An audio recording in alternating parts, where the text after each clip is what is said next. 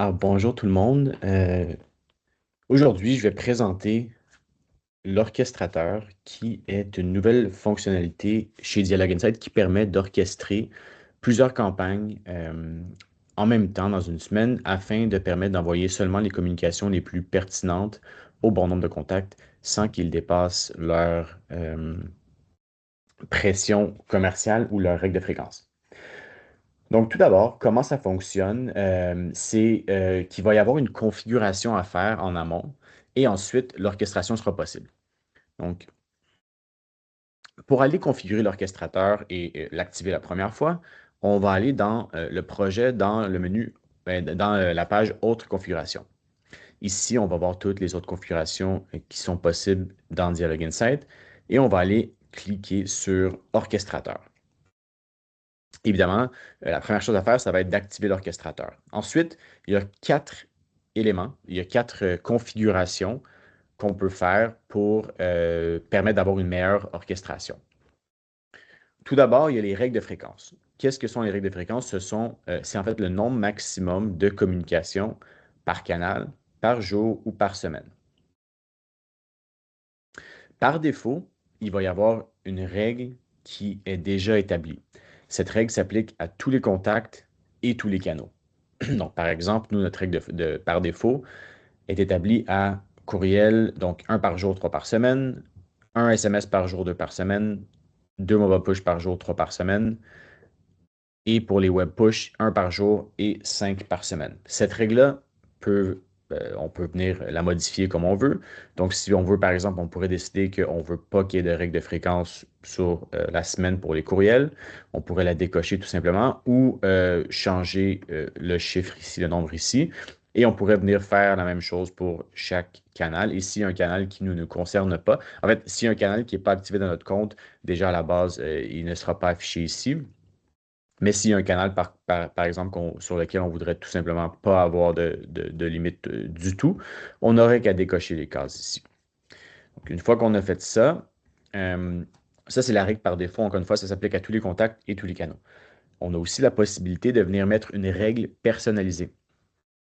Donc, cette règle personnalisée-là vient, dans le fond, nous permettre de créer des règles pour certains segments ou canaux. Donc, elles prendront priorité sur la limite par défaut pour les contacts correspondants. Donc, je vais commencer par expliquer comment créer une règle personnalisée. Donc, ici, j'en ai créé trois, par exemple. Mais si on prend les acheteurs récents, donc moi, je vais me donner le nom de ma règle, je l'ai appelé acheteur récent. Ici, j'ai un groupe qui s'appelle acheteur récent. Donc, j'ai créé un groupe en amont dans mon éditeur de groupe qui va aller cibler tous les gens qui ont acheté, par exemple, dans les derniers 60 ou 90 jours. Et ensuite, pour ces personnes-là, moi, je veux euh, qu'ils aient une règle de fréquence un petit peu plus élevée que la règle qui est appliquée par défaut à tous mes contacts parce que je me dis en tant qu'utilisateur de la plateforme que ben, ces gens-là ont une propensité un peu plus élevée à vouloir consommer mes communications et donc ils ont un risque d'attrition plus faible. Donc, je peux me permettre d'aller leur communiquer plus fréquemment. Donc ici, par exemple, j'ai décidé de donner un maximum par jour et un maximum par semaine. Donc deux par jour et 7 par semaine. Et ensuite, je vais venir sauvegarder ma règle. J'ai une règle similaire ici, que j'ai aussi créé une règle pour les gens qui habitent la province du Québec et ainsi de suite. L'élément important à mentionner ici, comme c'est écrit dans la description, c'est que, comme vous pouvez voir ici, il y a un ordre de priorité. Donc, on peut venir vraiment modifier l'ordre de priorité. Et ce que ça veut dire, et aussi la règle de défaut apparaît aussi dans cet ordre, mais c'est celle qui va être choisie en dernier. Ce que ça veut dire, c'est que si, par exemple, j'ai des gens qui sont à la fois acheteurs récents et qui font partie aussi du groupe ciblé là, pour la règle personnalité Québec, on va venir appliquer la règle de fréquence qui se retrouve en haut de la liste. Donc, si une personne se trouve dans ces deux règles de fréquence, elle ne sera pas limitée à un courriel par jour, mais bien deux, et pas quatre courriels par semaine, mais bien sept. Donc, il y a vraiment un ordre, une hiérarchie qui vient s'installer ici pour les règles de fréquence. Ensuite, on a les priorités des communications. Donc, ça, c'est le deuxième élément important de l'orchestrateur. Ici, une priorité de chaque type de communication vient déterminer son importance dans la planification hebdomadaire. Donc, l'orchestrateur va utiliser cette information pour décider quelle communication sera envoyée ou bloquée si les limites sont atteintes.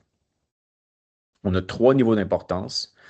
On a la priorité prioritaire. Donc, cette communication-là va toujours être envoyée sans impact sur les règles. On a la priorité élevée, donc elle compte dans les règles de fréquence, mais elles seront toujours envoyées pareil. Et la normale, donc elle compte dans les règles et peut être bloquée. Donc, cette étape-là, c'est important de mentionner que c'est facultatif, c'est-à-dire que la priorité peut être appliquée, et vous allez voir ça un petit peu plus tard dans la démonstration, la priorité peut être appliquée au niveau de la campagne.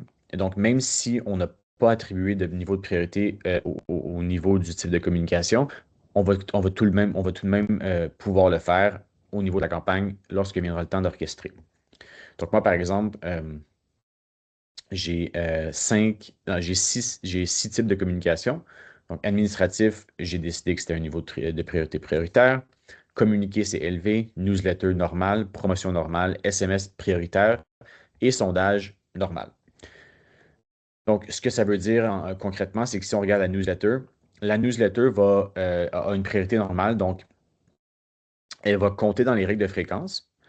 À chaque fois qu'on va envoyer une newsletter, par exemple, ça va compter dans les règles de fréquence d'un contact. Et si la fréquence maximale est atteinte, ben, les contacts qui ont atteint cette fréquence-là ne vont pas recevoir la prochaine newsletter, mais par contre pourraient recevoir, exemple, un communiqué administratif ou un SMS. Donc, ça, c'était pour les priorités de communication. Et ensuite, on a la notion d'alerte. L'alerte, c'est plutôt un indicateur visuel qui permet de vous indiquer selon les seuils établis, est-ce que votre orchestration respecte un peu les standards que vous avez en tête, que vous voulez mettre en place pour qu'ils soient considérés comme étant acceptables? Donc, on a deux métriques ici là, qu'on va pouvoir aller paramétrer. On a l'attrition, qui est essentiellement le pourcentage moyen de perte par campagne de priorité normale. Donc, moi, par exemple, je peux dire que si le pourcentage est en bas de 50, ben, si en fait le pourcentage moyen de perte par campagne de priorité normale est en dessous de 50%, je considère ça comme étant une orchestration acceptable. Euh, et pour l'évolution, ben, on a le pourcentage de contacts qui recevront toute leur communication. Donc, moi, je me dis par exemple que je veux que ce soit minimum 40%. Euh, Encore une fois, ici, il va y avoir des valeurs par défaut qu'on peut venir modifier à notre guise. Et ça va compléter un petit peu la, la configuration de l'orchestrateur. En théorie, cette configuration-là se fait qu'une seule fois quand on active l'orchestrateur pour la première fois, mais à tout moment, là, vous pouvez venir modifier ces règles-là. Et c'est important de noter que quand on modifie la configuration de l'orchestrateur, ça va seulement s'appliquer bien évidemment aux futures orchestrations et non aux orchestrations qui ont déjà été faites et qui sont peut-être en cours d'envoi ou en cours d'approbation. Donc maintenant que j'ai fait la configuration de de mon orchestrateur, je vais venir faire l'orchestration elle-même d'une semaine pour vous montrer comment ça fonctionne. Alors, c'est accessible via l'onglet Communication dans la page Campagne. La page Campagne, on peut voir nos campagnes à venir en mode liste ou en mode calendrier. Et ici, vraiment, ce sur quoi on va s'attarder, c'est la vue calendrier. La vue calendrier, on peut le faire en mois ou en semaine. Et aujourd'hui, on est le 9 avril, donc disons que je suis en train de planifier la semaine prochaine qui commence lundi le 13 avril. Et là, on voit que j'ai 5, 6, 7. J'ai 11 campagnes qui sont actuellement mises dans le calendrier, donc qui ont été créées en brouillon dans le calendrier. Et comme vous voyez, j'ai le brouillon. Si on clique sur une campagne pour aller la consulter plus en détail, vous voyez que je n'ai pas encore de message, mais c'est pas grave. L'orchestrateur ne prend pas en compte les messages, donc on peut venir orchestrer en amont et, ajouter ou créer un message par la suite, l'associer à la campagne. Il n'y a vraiment pas de problème.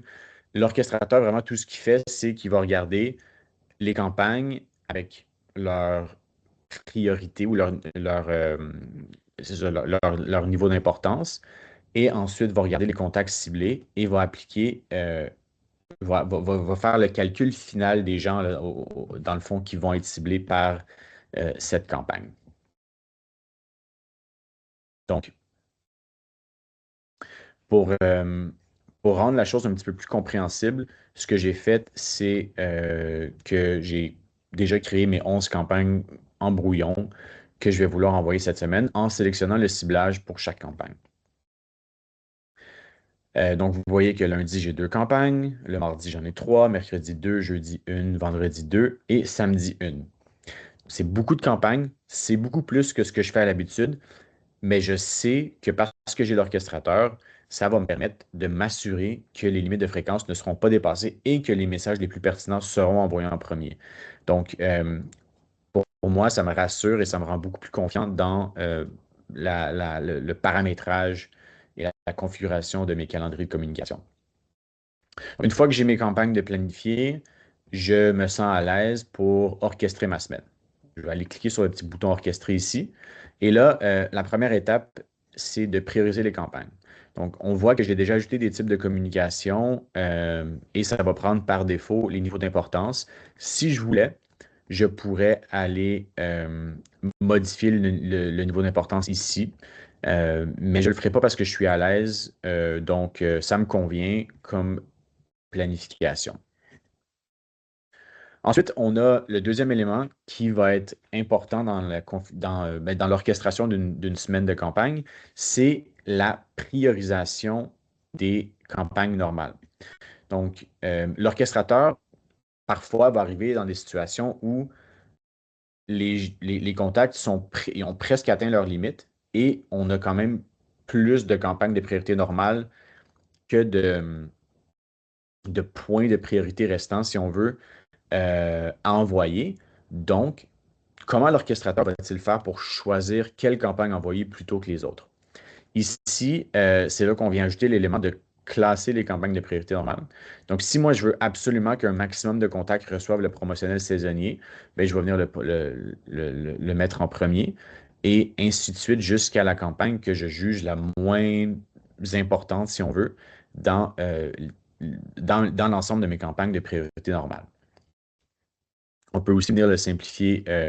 On peut aussi venir simplifier l'ordre ici en ajoutant par exemple un ordre par date programmée croissant ou décroissant, ou juste le déplacer manuellement ici avec le curseur. Mais si moi je suis à l'aise avec cet ordre de priorité de campagne de priorité normale, je vais venir lancer l'orchestration. Et là, j'ai un calcul qui est en cours ici, comme vous voyez. L'orchestration est en cours de calcul. Et là, succès, le calcul de l'orchestrateur de l'orchestration de la semaine a été effectué avec succès. Donc maintenant, je peux venir consulter mon orchestration. Oh! Et là, qu'est-ce que je vois? Ben, je vois la première chose qui me saute aux yeux, c'est que le pourcentage de contacts qui recevront toute leur communication est à zéro, ce qui est étant bien en dessous du 50% que je m'étais noté comme cible. Et je vois notamment là, que j'ai cette campagne-là qui va recevoir zéro contact. Donc, on est passé de 112 au début au ciblage initial à zéro. Donc, qu'est-ce que je peux faire? Ben, je peux venir déplacer des campagnes parce que là, je remarque que le mardi, le 14, j'en ai 3. Donc, je pourrais venir déplacer des campagnes pour essayer d'alléger cette journée-là et voir qu'est-ce que ça ferait comme changement dans mon orchestration. Donc, je vais refuser l'orchestration. Je vais venir changer une campagne de date. Donc, je vais la mettre le lundi plutôt que le mardi. Donc là, on voit maintenant que le lundi ici, j'en ai 3, le mardi, j'en ai 2. Euh, et ensuite, je vais pouvoir venir réorchestrer la semaine et voir si ça a apporté le changement escompté. On va lancer l'orchestration. On va aller la consulter. Et là, boum, je vois que non seulement mon évolution a augmenté, passé de 0 à 40%, ce qui est excellent, mais mon attrition a aussi baissé. Donc, j'étais à 44% dans l'orchestration précédente, je suis maintenant à 24%. Et donc, il y a un réel gain. Et si je suis à l'aise avec cette orchestration, ben, je peux venir l'appliquer et j'aurai maintenant ma semaine orchestrée. C'est important de mentionner aussi que l'orchestration, comme j'ai dit plus tôt, ce qu'elle fait, c'est elle va venir calculer un ciblage basé sur les attributs, basé sur les niveaux d'importance et sur les règles de fréquence. Elle va venir établir un ciblage final pour les campagnes. Elle va figer les contacts. Ça veut dire que les contacts qui ont été, même si on a sélectionné des groupes, les nouveaux contacts qui vont entrer dans le groupe entre le moment de l'orchestration approuvée et le moment de l'envoi ne seront pas pris en compte dans cette semaine d'envoi-là. Par contre, au moment de l'envoi, tous les contacts qui ne respectent plus les règles de fréquence, qui ne respectent plus, pardon, l'éligibilité à cet envoi en particulier, ben, seront bien évidemment retirés de l'envoi pour honorer les règles d'éligibilité. Et l'autre chose importante à mentionner aussi, c'est que même si mon orchestration a été effectuée ici, comme vous voyez, toutes mes communications sont en brouillon. Donc, si je fais rien, mais il n'y a rien qui va être envoyé. Il faut vraiment venir terminer là, la configuration de la campagne en y ajoutant un message, en le préparant et l'approuvant. Donc, voilà pour la démonstration de l'orchestrateur. J'espère vraiment que vous allez l'utiliser et apprécier le produit et on est toujours ouvert pour tout votre feedback si vous en avez. Merci beaucoup.